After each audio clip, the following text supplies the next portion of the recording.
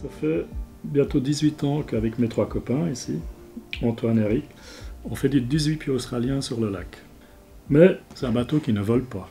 Mais qu'est-ce qu'il faudrait faire pour faire un engin dessiné de toutes pièces, qui est vraiment dessiné pour voler? Des petits croquis, tout ça, j'ai imaginé ça, j'ai fait 2-3 calculs de structure, j'ai imaginé le poids.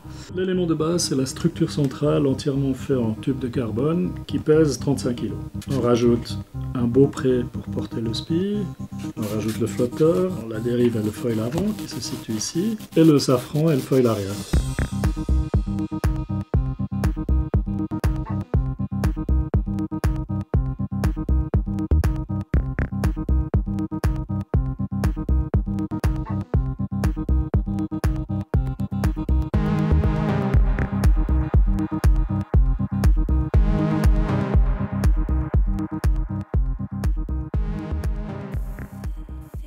Comment ça se fait qu'on puisse voler? Donc il y a un système de réglage agissant sur le volet, le flap, qui permet de garder une altitude, parce que le but c'est d'être 50 cm sous l'eau. Avec relativement peu de vent, on atteint pratiquement 2 fois la vitesse du vent.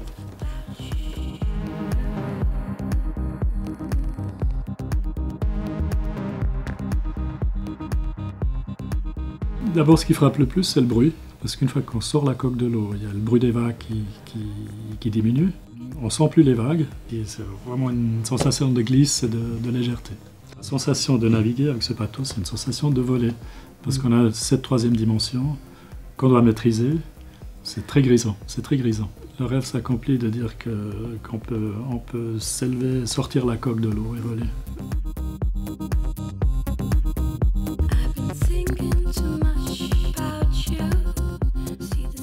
Ce projet-là, de faire voler un monocoque excessivement léger, quelque chose de facilement appréciable, identifiable, de compréhensible, ça correspond assez bien à la mentalité de Mirabeau. Nous sommes une équipe de 500 personnes dans le méga monde de la finance et on arrive assez bien à nous en sortir et être très performants. Et cette identification par rapport à ce petit bateau, mais qui est quand même capable de battre des records, il a battu le record du kilomètre sur le lac l'autre jour, et bien voilà, ça nous correspond. Nous sommes capables de faire des exploits avec des moyens réduits, mais avec une équipe performante.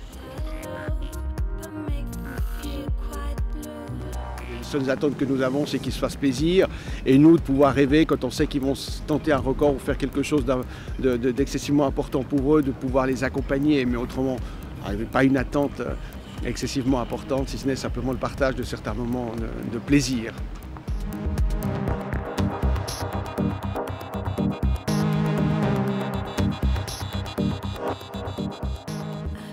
Chaque sortie on découvre, donc on a eu des moments d'euphorie où ça marchait bien, et puis des moments de grande peur où on avait l'impression de rien maîtriser.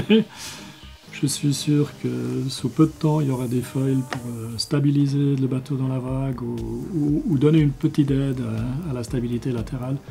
À mon avis, il y a un grand futur pour le développement de foils dans la navigation.